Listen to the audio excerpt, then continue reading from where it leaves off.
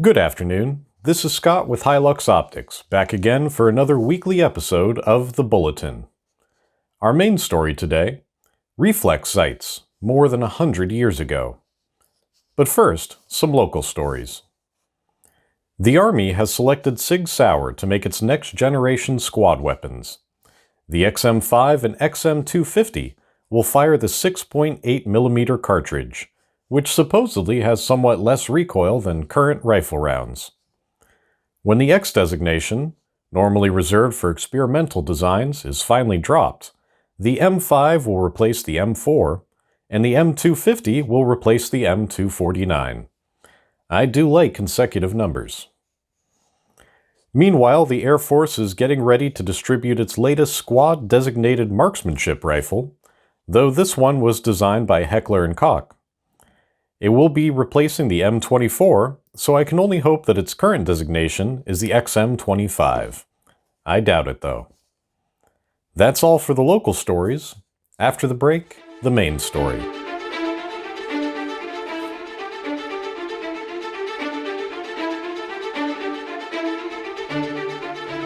And now, on to our main story. This story starts with a question, as some stories do. Today's question is simple. If you saw a photo of someone using a reflex sight in the year 1900, would you think they were a time traveler? Before looking into the history of red dots, I would certainly think so. The theory behind reflective sights, known by names such as reflex and red dot, is deceptively simple. Look at a piece of glass. Let that glass act like a mirror, just like your car windshield does at the most inconvenient times. Let the thing it reflects help you aim. That's all there is to it. A reflected aiming point of some sort that floats over the target, held aloft by a sort of mirror. It's almost too simple. We start with Howard Grubb. Howard was born in 1844 in Dublin to a family already steeped in telescopes. After leaving college without a degree, he went on to train as a civil engineer. In 1864, he joined his family's optical firm to start a life of serious telescope work.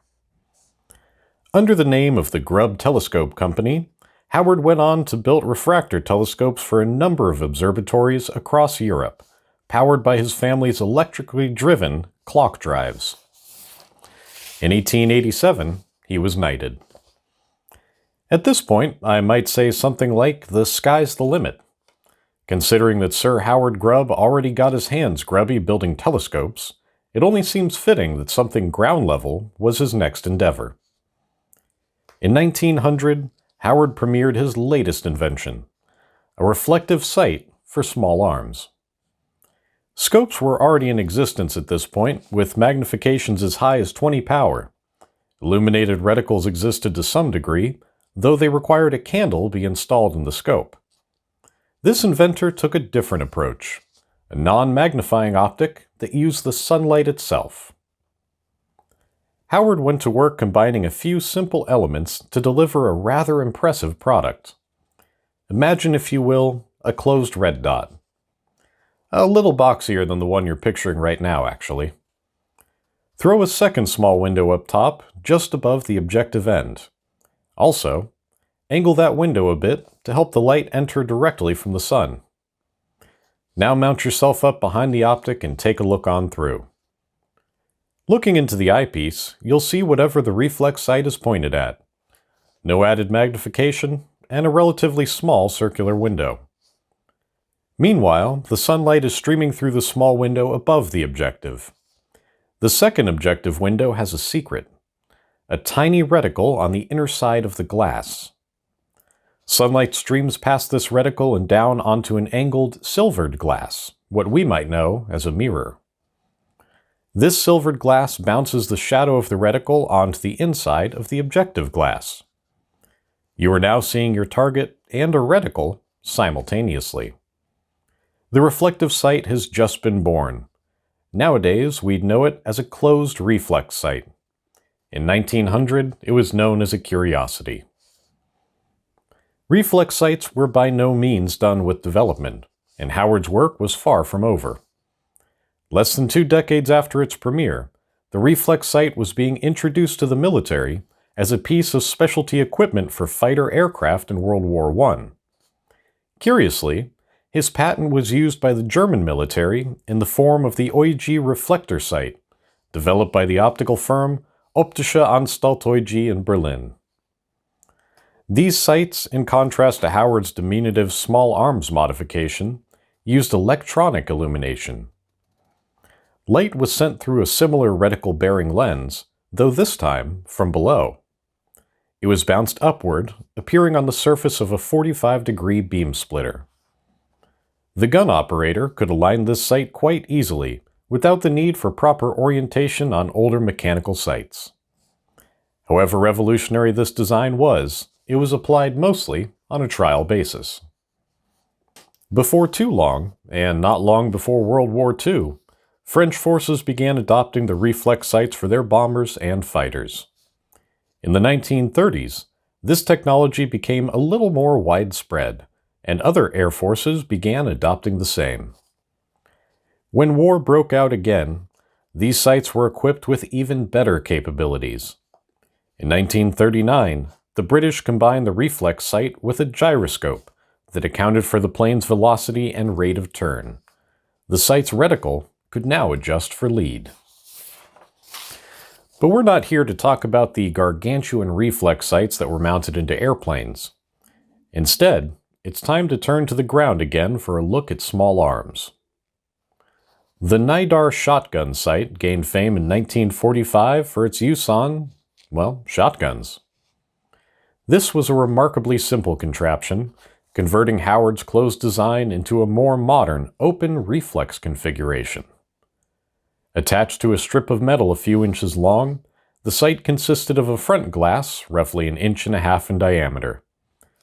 Back at the rear of the mounting apparatus, a small prism and reticle sat open to the sun. With sufficient ambient light, the reticle would be reflected up onto the forward glass. Unfortunately, this only worked with ambient light that was bright enough. Good news in a desert, not so useful in the jungle. 1947 saw the creation of the Gies electric gun sight. The Gies sight had a battery-powered illuminated reticle. Unfortunately, my inability to speak German has stalled me on this front. I have no serious schematics or writing on this particular sight. Still, it appears that reflective sights mounted on handheld armaments finally appeared before 1950. Since then, the advent of tiny batteries and even tinier LEDs has pushed this field to where it is today. Now that we've gone over the history, it's time to talk definitions. Early reflective sights were known by exactly that term. Only later did they come to be called reflex sights. While many claim that the word reflex is a shortened version of the word reflective, others claim that the term was a marketing ploy. How fun is it to say that you could bring your firearm to point at the right spot without worrying about sight alignment? Almost on reflex.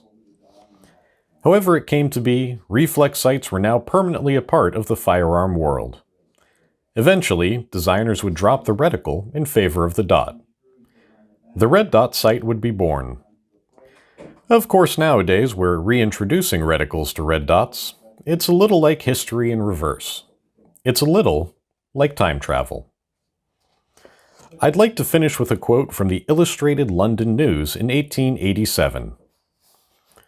Sir Howard Grubb, born at Dublin in 1844, was the youngest son of the late Mr. Thomas Grubb, F.R.S., an eminent engineer who invented for the Bank of Ireland some useful improvements of the apparatus for printing and numbering banknotes, among his other occupations, and who after commenced, at first rather as a hobby, the making of optical instruments.